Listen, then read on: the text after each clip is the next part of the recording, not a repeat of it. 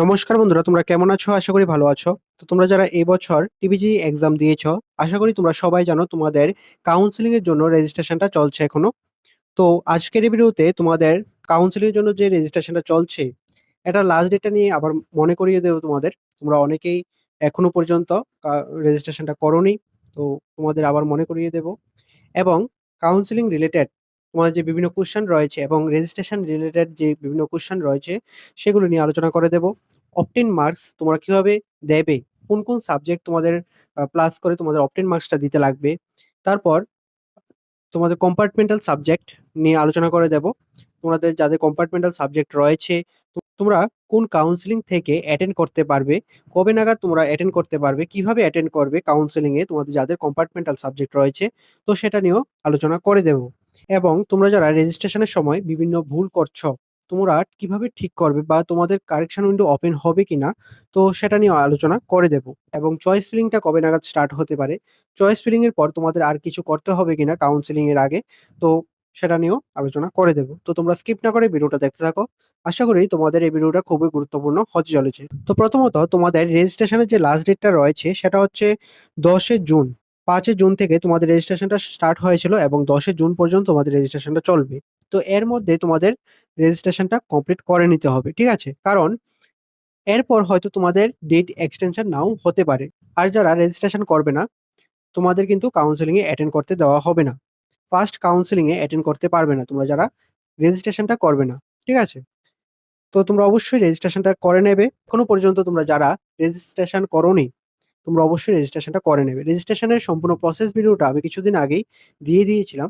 আ তো তোমরা সেই ভিডিওটা দেখে অবশ্যই রেজিস্ট্রেশনটা করে নেবে। ভিডিওটার লিংক আমি ডেসক্রিপশনে দিয়ে দেব। তো দেখে নেবে। আর তোমরা যারা আমাদের মাধ্যমে রেজিস্ট্রেশনটা করতে যাও, তোমরা স্ক্রিনে দেওয়া নাম্বারে WhatsApp এ যোগাযোগ করবে। তোমাদের রেজিস্ট্রেশনটা খুবই যত্ন সহকারে করে দেওয়া হবে। তো এখন হচ্ছে তোমাদের অপটেন মার্কস। অপটেন মার্কসটা কিভাবে তোমরা দেবে, ঠিক আছে? এখানে তোমরা যখন রেজিস্ট্রেশন করতে যাবে, দেখবে অপটেন মার্কস যে জায়গাটায় দেবে এর উপরের দিকেই তোমাদের একটা ব্র্যাকেট দিয়ে লেখা আছে best 5 including English, physics, chemistry, math, biology, এই ৫টা সাবজেক্ট লেখা থাকবে। তো এখানে তোমরা যারা পিসিএমবি দিয়েছ টিবিজি এক্সাম, অর্থাৎ ফিজিক্স, কেমিস্ট্রি, ম্যাথ, বায়োলজি, এই ৪টা সাবজেক্ট তোমরা এক্সাম দিয়েছ টিবিজি এক্সামে। তো তোমাদের এখানে যে অবটেইন মার্কসটা থাকবে সেগুলি প্লাস করবে English, physics, chemistry, math, biology, এই ৫টা সাবজেক্ট তোমরা প্লাস করে দিয়ে দেবে। তোমরা যারা পিসিএমবি টিবিজি এক্সাম দিয়েছো। এখন তোমরা যারা পিসিবি দিয়েছো, তোমাদের জন্য ইংলিশ, ফিজিক্স, কেমিস্ট্রি, বায়োলজি এবং তোমাদের বেস্ট 5 থেকে যেটা তোমাদের মার্কস বেশি এসছে, তো সেটা প্লাস করে দিয়ে দেবে, ঠিক আছে? আর তোমাদের মধ্যে পিসিএম যারা দিয়েছো তোমাদের জন্য ফিজিক্স, কেমিস্ট্রি, ম্যাথ, ইংলিশ এবং যেটাতে তোমরা বেশি পেয়েছো যে সাবজেক্টটাতে, সেটা প্লাস করে দিয়ে দেবে। যেটা আমি লাস্ট ভিডিওতে তো তোমাদের আলোচনা করে দিয়েছিলাম। তারপরেও তোমরা অনেকেরই কনফিউশন ছিল। তো আজকে আবার আলোচনা করে দিলাম। তোমাদের আশা করি কনফিউশনটা দূর হয়ে যাবে। ঠিক আছে? তোমাদের মধ্যে অনেকেরই একটা জিনিস সমস্যা হচ্ছে। তোমরা অনেকেই আছো যে থিওরিতে পাস করে ফেলেছো। কিন্তু প্র্যাকটিক্যালে পাস করতে পারোনি, বা প্র্যাকটিক্যালে পাস করে ফেলেছো কিন্তু থিওরিতে পাস করতে পারোনি। ঠিক আছে? ফিজিক্স, কেমিস্ট্রি বা বায়োলজি, এই সাবজেক্টগুলির মধ্যে বেশিরভাগ। ঠিক আছে? তো তোমরা এখন কি সিলেক্ট করবে? কি পাস সিলেক্ট করবে নাকি ফেল সিলেক্ট করবে? তো দেখো এখানে যে রেজিস্ট্রেশন নোটিশটা এসেছিল, যেটা তোমরা এখন স্ক্রিনে দেখতে পাচ্ছ, সেটাতে কিন্তু লেখা আছে তোমরা মাস্ট বি পাস করতে হবে থিওরি এবং practical separately for physics, chemistry, biology and mathematics. ঠিক আছে? অর্থাৎ এখানে তোমাদের প্র্যাকটিক্যাল এবং থিওরি দুটোতে কিন্তু পাস করতে হবে। তাহলে তোমরা পাস অপশানে সিলেক্ট করতে পারবে। এখানে যদি কোনো একটাতে, অর্থাৎ থিওরি অথবা প্র্যাকটিক্যাল কোনো একটাতে ফেল করো, তাহলে কিন্তু তোমরা ফেলেই ক্লিক করতে হবে। ঠিক আছে? আশা করি বুঝতে পারছো কোন অপশনগুলির কথা বলছি। তোমরা যখন রেজিস্ট্রেশন করতে যাবে, দেখবে তোমাদের যে সেপারেটলি মার্কসগুলি দেবে সাবজেক্ট ওয়াইজ, সেখানে প্রত্যেকটা সাবজেক্টের এগেইনস্টে তোমাদের পাস এবং ফেল লেখা থাকবে। তো এখানে যদি তোমরা ফেল সিলেক্ট করো, তাহলে তোমাদের এই সাবজেক্টটা কম্পার্টমেন্টাল সাবজেক্টে চলে যাবে।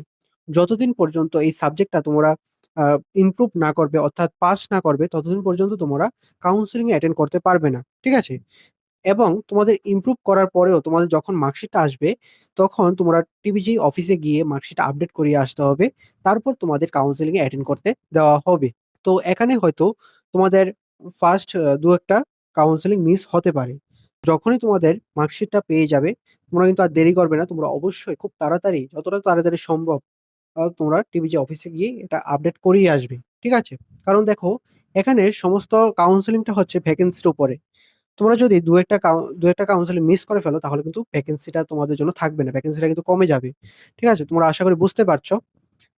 তো এখানে তোমাদের দেখলাম অনেকেরই কম্পার্টমেন্টাল সাবজেক্ট রয়েছে, কিন্তু র‍্যাংকটা অনেকটাই ভালো রয়েছে। এমনও র‍্যাংক রয়েছে তোমাদের যাদের ভেটেরিনারি পেয়ে যাবে এবং পিসিএম এর দিক, কম্পিউটার সায়েন্স এবং সিভিল ইঞ্জিনিয়ারিং এরকম আ কোর্সগুলি পেয়ে যাবে। ঠিক আছে? এত ভালো র‍্যাংক রয়েছে। কিন্তু তোমাদের কম্পার্টমেন্টাল সাবজেক্টের জন্য তোমাদের ফার্স্ট কয়েকটা কাউন্সেলিং অ্যাটেন্ড করতে পারবে না। তো তার জন্য বলছি, তোমরা অবশ্যই যত তাড়াতাড়ি সম্ভব তোমাদের যখন মার্কশিটটা পেয়ে যাবে, আ তোমাদের টিবিজি অফিসে গিয়ে আপডেট করিয়ে আসবে। ঠিক আছে? তাহলে তোমাদের কাউন্সেলিং এ অ্যাটেন্ড করতে দেওয়া হবে। তো অনেকেরই কোয়েশ্চেন ছিল, তোমরা কিভাবে কাউন্সেলিং অ্যাটেন্ড করবে? তো সেটাও বলে দিলাম কিভাবে কাউন্সেলিং অ্যাটেন্ড করতে হবে। এখন হচ্ছে চয়েস ফিলিং।